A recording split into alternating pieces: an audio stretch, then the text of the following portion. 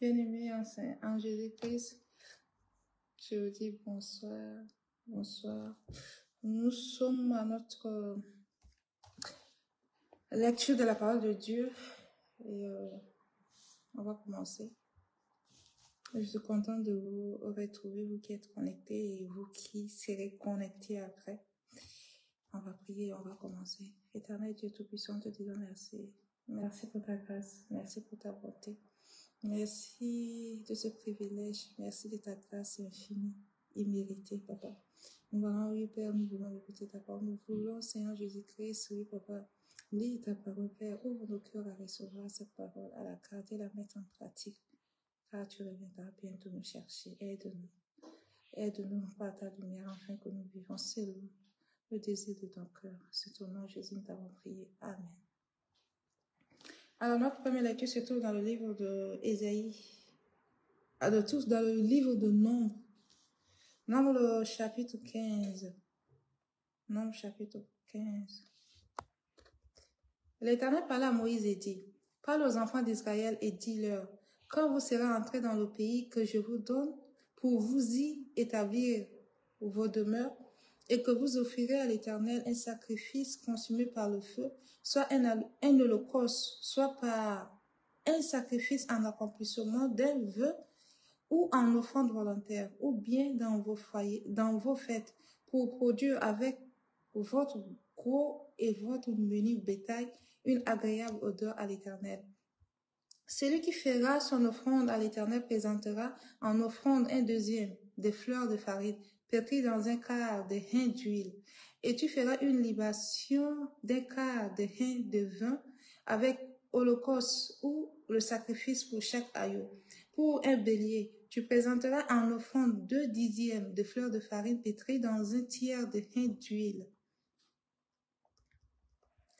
Et tu feras une libation d'un tiers de hin de vin comme l'offrande d'une agréable odeur à l'Éternel. Si tu offres un vœu, soit comme holocauste, soit comme sacrifice en accomplissement d'un vœu, ou comme sacrifice d'action de grâce à l'Éternel.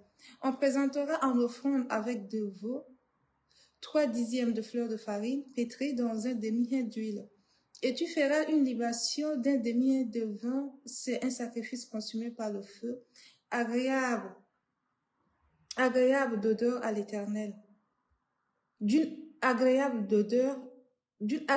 odeur à l'Éternel. On fera ainsi pour chaque bœuf, pour chaque bélier, pour chaque petit des brebis ou des chèvres, suivant le nombre des victimes. Vous ferez ainsi pour chacune d'après leur nombre. Vous indigènes, tout indigène fera ces choses ainsi lorsqu'il offrira un sacrifice consumé par le feu d'une agréable odeur à l'Éternel. Si un étranger séjourna chez vous, se trouvant à l'avenir au milieu de vous, offre un sacrifice consumé par le feu d'une agréable odeur à l'Éternel, il offrira de la même manière que vous. Il y aura une seule loi pour toute l'assemblée, pour vous et pour l'étranger en séjour au milieu de vous. Ça sera une loi perpétuelle parmi vos descendants, et il en sera de l'étranger comme de vous devant l'Éternel. Il y aura une seule loi et une seule ordonnance pour vous et pour l'étranger en séjour parmi vous. L'Éternel parla à Moïse et dit, parle aux enfants d'Israël et dis-leur, quand vous serez arrivés dans le pays où je vous ferai entrer et que vous mangerez du pain de ce pays, vous prélèverez une offrande pour l'Éternel. Vous présenterez une élévation en gâteau, les prémices de votre pâte. Vous le présenterez comme l'offrande qu'on prélève de l'air.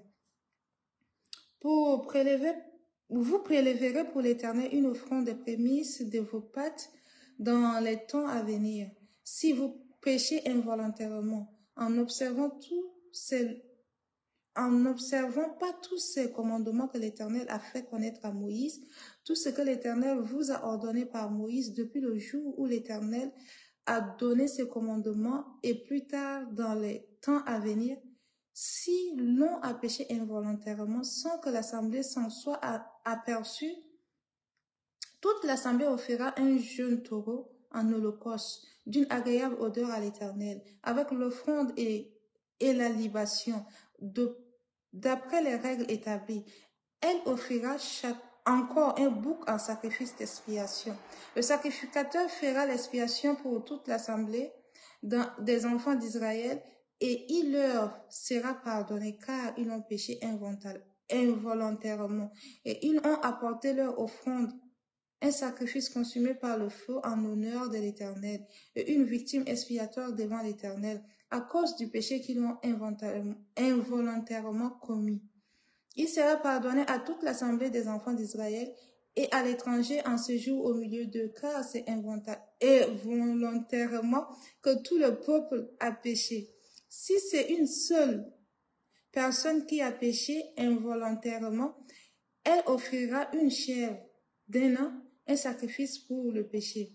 Le sacrificateur fera l'expiation pour la personne qui a péché involontairement devant l'Éternel. Quand il aura fait l'expiation pour elle, il sera pardonné.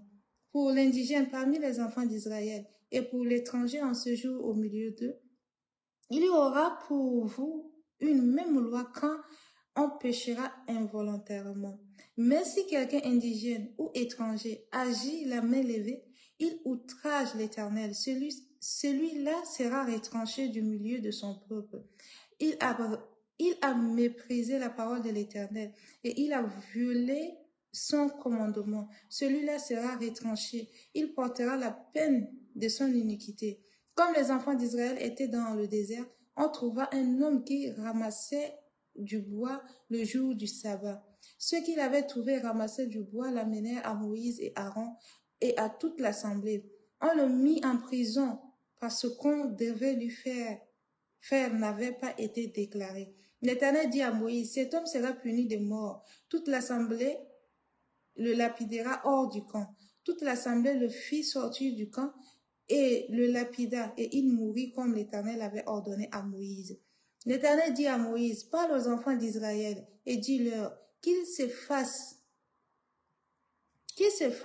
de leur génération en génération une frange au bord de leurs vêtements, et qu'ils mettent un cordon bleu sur cette frange du bord de leurs vêtements. Quand on aura cette frange, vous le regarderez, et vous vous souviendrez de tous les commandements que l'Éternel... Et vous vous souviendrez de tous les commandements de l'Éternel pour les mettre en pratique. Et vous ne suivez pas les désirs de vos cœurs et de vos yeux pour vous laisser entraîner à l'infidélité. Vous vous souviendrez ainsi de mes commandements, vous les mettrez en pratique et vous serez saints pour votre Dieu. Je suis l'Éternel, votre Dieu, qui vous ai fait sortir du pays d'Égypte pour être votre Dieu. Je suis l'Éternel, votre Dieu. Que Dieu bénisse sa parole en Jésus. Nous allons passer à notre deuxième lecture de la parole de Dieu qui se trouve dans le livre de Ésaïe chapitre 5. Ésaïe, le chapitre 5. Je chanterai à mon bien-aimé le cantique de mon bien-aimé sur sa vigne. Mon bien-aimé avait une vigne sur un couteau fertile. Il en remua le sol, ôta les pierres et y mit un plan délicieux. Il bâtit une tour au milieu d'elle et il y creusa aussi une cuve. Puis il espéra qu'elle produira de bons raisins, mais elle en produit de mauvais. Maintenant donc, habitants de Jérusalem et hommes de Juda, soyez juges entre moi et ma vigne. Qu'y a-t-il encore à faire à ma vigne que je n'ai pas fait pour elle? Pourquoi, quand j'ai espéré qu'elle produira de bons raisins, elle a-t-elle produit de mauvais? Je vous dirai maintenant ce que je vais faire de ma vigne. J'en arracherai la haie pour qu'elle soit broutée. J'en abattrai la clôture pour qu'elle soit foulée aux pieds. Je la réduirai en ruine. Elle ne sera plus taillée ni cultivée. Les ronces et les épines y croîtront, et je leur donnerai et je donnerai mes ordres aux nuées, afin qu'elles ne le laissent plus tomber sur elles, tomber, afin qu'elles ne laissent plus tomber la pluie sur elles. La vigne de l'Éternel des armées, c'est la maison d'Israël, et les hommes de Juda, c'est les plans qu'il chérissait. Il avait espéré de la droiture, et voici du sang versé, de la justice, et voici des cris de détresse. Malheur à ceux qui ajoutent maison à maison, et qui joignent champ à champ, jusqu'à ce qu'il n'y ait plus d'espace, et qu'ils habitent seuls au milieu du pays. Voici ce que m'a révélé l'Éternel des armées. Certaines des maisons nombreuses seront dévastées. Des grandes et belles maisons n'auront plus d'habitants. Même 10 arpents de vignes ne produiront qu'un bat, et un homer de semences ne produira qu'un épha. Malheur à ceux qui, de bon matin, courent d'après les boissons enivrantes, et qui, bien avant, dans la nuit, sont échauffés par le vin, la harpe et le luth, le tambouret, la flûte et les vins animent leur festin, mais ils ne prennent point garde à l'œuvre de l'Éternel, et ils ne voient point le travail de ses mains. C'est pourquoi mon peuple sera soudain amené captif, sa noblesse mourra de faim, et sa multitude sera desséchée par la soif. C'est pourquoi le séjour des morts ouvre sa bouche, élargit sa gueule, outre mesure, alors descendant la magnificence et la richesse des Sion, et sa foule bouillante et joyeuse. Les petits seront abattus, les grands seront humiliés, et les regards des hautains sera abaissé. L'Éternel des armées sera élevé par le jugement, et le Dieu saint sera sanctifié par la justice. Des brebis paîtront comme sur leur pâturage, et des étrangers dévoreront les possessions ruinées des riches. Malheur à ceux qui tirent l'iniquité avec les cordes du vice, et le péché comme avec des traits d'un char, et qui disent qu'il hâte, qu'il accélère son œuvre, afin que nous voyions que le décret du Saint d'Israël arrive et s'exécute, afin que nous le connaissions. Malheur à ceux qui appellent le mal bien et le bien mal, qui changent les ténèbres en lumière et la lumière en ténèbres, qui changent l'amertume en douceur et la douceur en amertume. Malheur à ceux qui sont sages à leurs yeux et qui se croient intelligents. Malheur à ceux qui ont la bravoure pour boire du vin et de la vaillance pour mêler des liqueurs fortes, qui justifient le coupable pour un présent et enlèvent aux innocents leurs droits. C'est pourquoi, comme une lampe de feu dévore le champ, et comme la flamme consume l'herbe sèche, ainsi leur racine sera comme de la pourriture, et leur fleur se dissipera comme de la poussière, car ils ont dédaigné la loi de l'Éternel des armées, et ils ont méprisé la parole du Saint d'Israël. C'est pourquoi la colère de l'Éternel s'enflamme contre son peuple. Il étend sa main sur lui, et il le frappe. Les montagnes s'ébranlent, et les cadavres sont comme des braillures au milieu des rues. Malgré tout cela, sa colère ne s'apaise point, et sa main s'est encore étendue. Il élève une bannière pour les peuples lointains, et il s'en siffle un des extrémités de la terre. Et voici, il arrive avec promptitude et légèreté. Nul n'est fatigué, nul ne chancelle de lassitude. Personne ne se mouille, ni ne dort. Aucun n'a la ceinture de ses reins détachée, ni le courroie de ses souliers rompus. Ses flèches aiguës et tous ses arcs tendus, les sabots de ses cheveux ressemblent à des cailloux, et les roues de ses chars à un trébillon. Son rugissement est comme celui d'un lion, il rugit comme des lionceaux, il gronde et saisit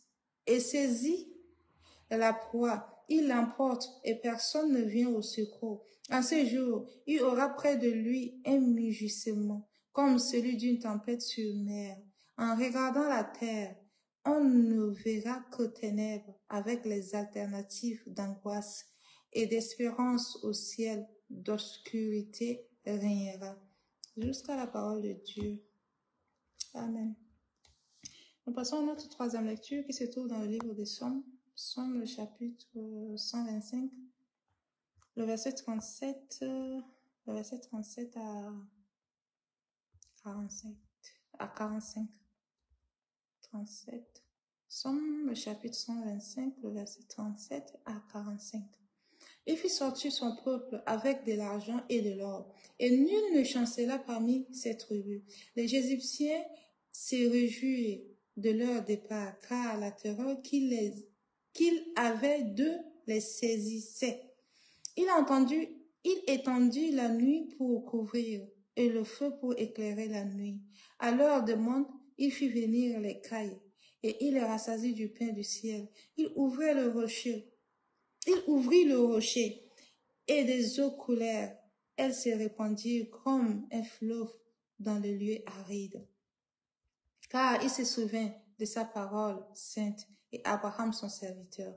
Il fit sortir son peuple dans l'allégresse, ses élus au milieu des cris de joie. Il leur donna des terres des nations, et ils possédèrent le fruit du travail des peuples, afin qu'ils gardassent ses ordonnances et qu'ils observassent ses lois. Louez l'Éternel. Que Dieu bénisse sa parole en Jésus. Notre quatrième et dernière lecture se trouve dans le livre des Proverbes. Proverbes chapitre 14, le verset 28 à 29. 14, verset 28 à 29.